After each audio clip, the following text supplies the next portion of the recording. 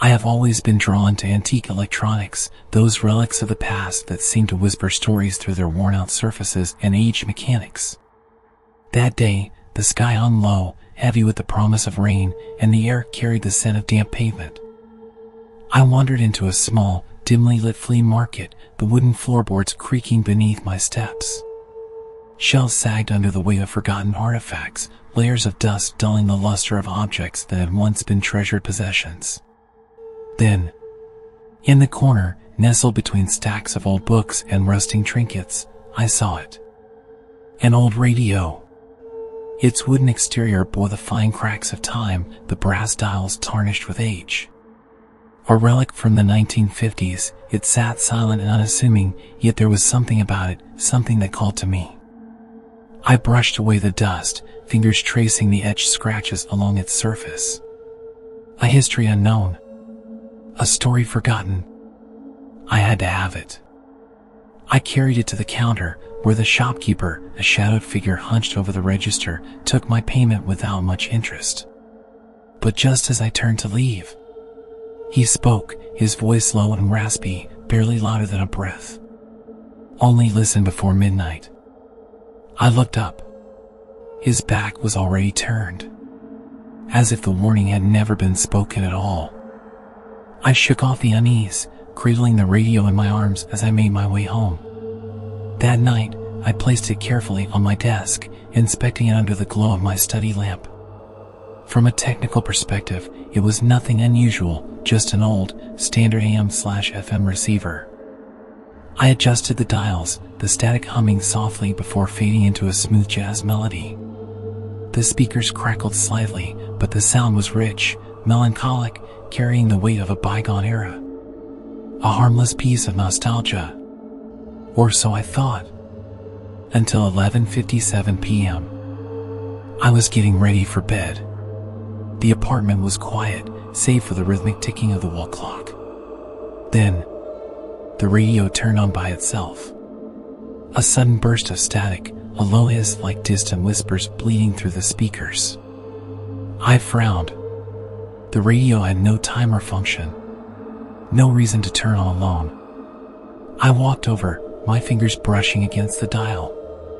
And the static stopped, replaced by a calm, steady voice. A news anchor. "Early this morning, a red sedan lost control in the city center, crashing into a street lamp. Fortunately, no injuries were reported." I froze. My brows furrowed. A news broadcast? But at this hour? What station would be reporting news from earlier that day, in the middle of the night? Then, the radio clicked off. Just like that. Like it had never spoken at all. I twisted the knob. Nothing but music stations. No news. No static. Nothing. A prickle of unease crawled up my spine. I shook my head, dismissing it as a circuit malfunction, and went to bed. Morning came. I reached for my phone. A news alert blinked on the screen. My blood ran cold. "Early this morning, a red sedan lost control in the city center, crashing into a street lamp. Fortunately, no injuries were reported." Word for word. I stared at the screen, my breath hitching. My hands tightened around the phone, skin prickling with an inexplicable chill. This wasn't just a coincidence. The radio had predicted it. But was it simply a prediction? Or was it a warning? I couldn't shake the feeling that this radio was more than just a prediction machine. It was something else. Something watching. Something waiting. I decided to experiment. Every night, at 11:57 p.m., I sat at my desk, recording everything. Waiting. And the results were unmistakable. No matter what I did, the radio always turned on. The news it reported always came true. At first, the predictions were mundane. Weather changes, stock market fluctuations, supermarkets announcing discount sales, even political speeches down to specific words spoken. Each event played out exactly as it was broadcast. Every single time. But I wasn't satisfied. I wanted to test its limits.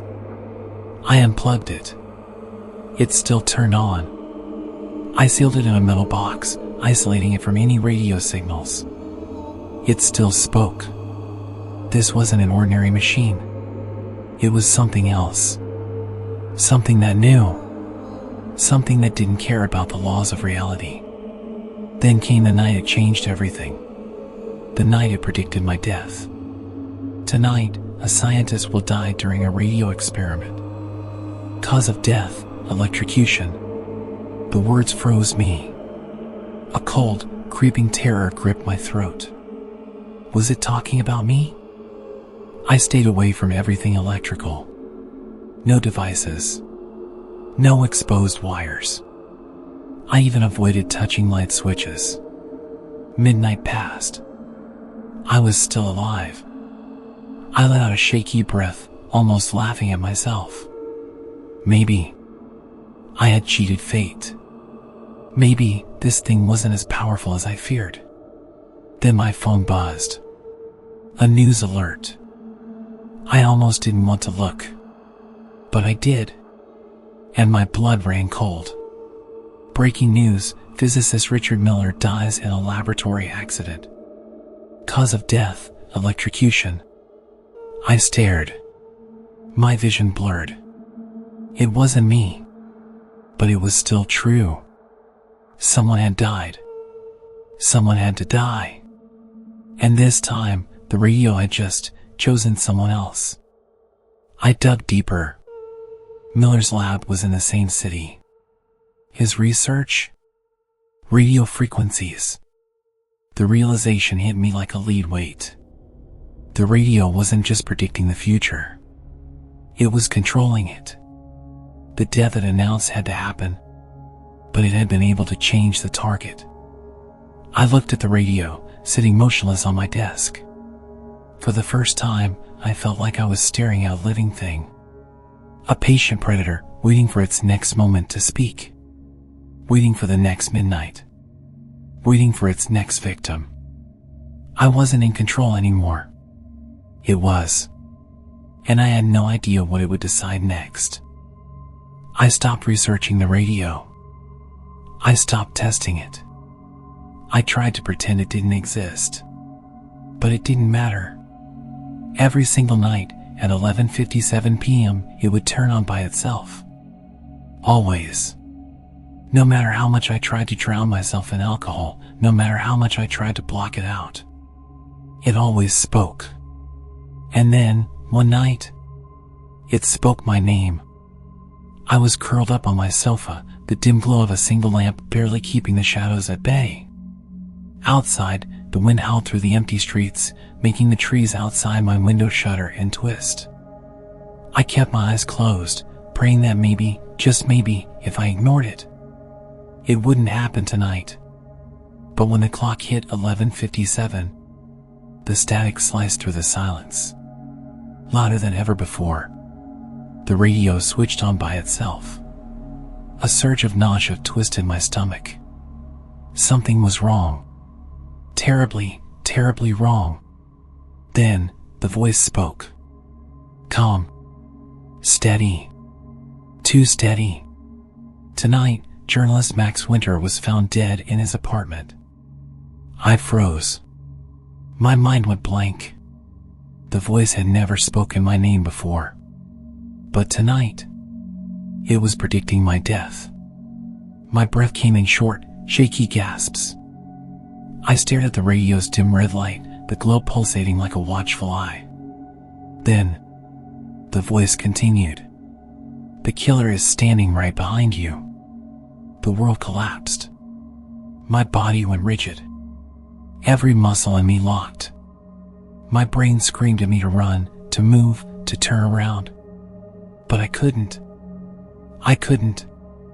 I felt it. A presence. Something, someone, was standing right behind me. I couldn't breathe. I couldn't think.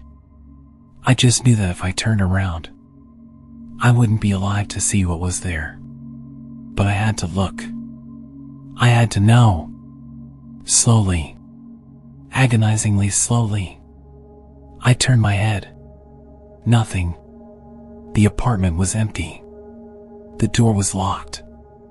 Only the curtains swayed gently from the open window. There was no one there. I let out a shaky exhale, my body sagging with relief, until I caught a glimpse of the reflection on the glass surface of my desk.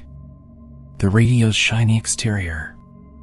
There, in the reflection, a man stood behind me, his head tilted slightly downward, his lips curled into a vague, blurred smile. Watching me. I ran. I didn't think. I didn't hesitate. I just ran. I grabbed the door handle, ripped it open, and stumbled into the hallway. I didn't stop. Didn't turn back. Didn't breathe until I was out in the freezing night air. But even then, I kept running. Because I knew something had followed me home. And it wasn't finished yet. I didn't stop running until I found myself inside a 24-hour diner. I collapsed into a corner booth, lungs burning, body trembling. My eyes never left the front door, waiting, watching, dreading. Midnight passed. I was still alive. But as I sat there, heart hammering, skin cold with sweat, a thought chilled me to the bone. The radio had predicted my death. And it had predicted my killer. But what if I wasn't supposed to be the victim? The words whispered in my skull, looping, unshakable. The killer is standing right behind you. I spent the entire day in the coffee shop, lingering there until night fell once again. As the sun dipped below the horizon, my heartbeat started racing uncontrollably. I didn't want to go back to my apartment, but I knew I had no other choice. If the radio's prediction had come true, I should already be dead. But I wasn't. What did that mean? That fate could be changed? Or was it still waiting? I didn't have the answer, but I knew that if I was going to face it, I had to be ready. After midnight, gripping a small knife in my hand, I returned to my apartment. I held my breath as I pushed the door open. The place was shrouded in darkness, an eerie, deathly silence filling the air. I stepped inside cautiously, my eyes darting around, scanning for anything unusual. A strange, musty scent lingered, like damp, rotting wood, or maybe something long forgotten. Everything seemed normal until I looked toward my desk. And that's when I saw myself. No, not me. The me from yesterday, sitting stiffly in front of the radio. His skin was pale, his eyes vacant, lifeless, as if he had already died. The red indicator light on the radio flickered dimly, and from its speaker, a low, monotonous voice was repeating the same grim prediction from last night. Journalist Max Winter was found dead in his apartment tonight. A sharp ringing filled my head. My grip on the knife loosened, nearly slipping from my fingers. I stood frozen in the doorway, my breath quick and shallow, trying to make sense of what I was seeing. I wanted to run. But then, he moved. Slowly, stiffly, his head lifted. His lips curled into a smile, one that was disturbingly familiar, yet entirely wrong. And then the radio spoke again. This time, the voice was deeper, slower, and filled with a chilling resonance that crawled beneath my skin. The killer is standing right behind you.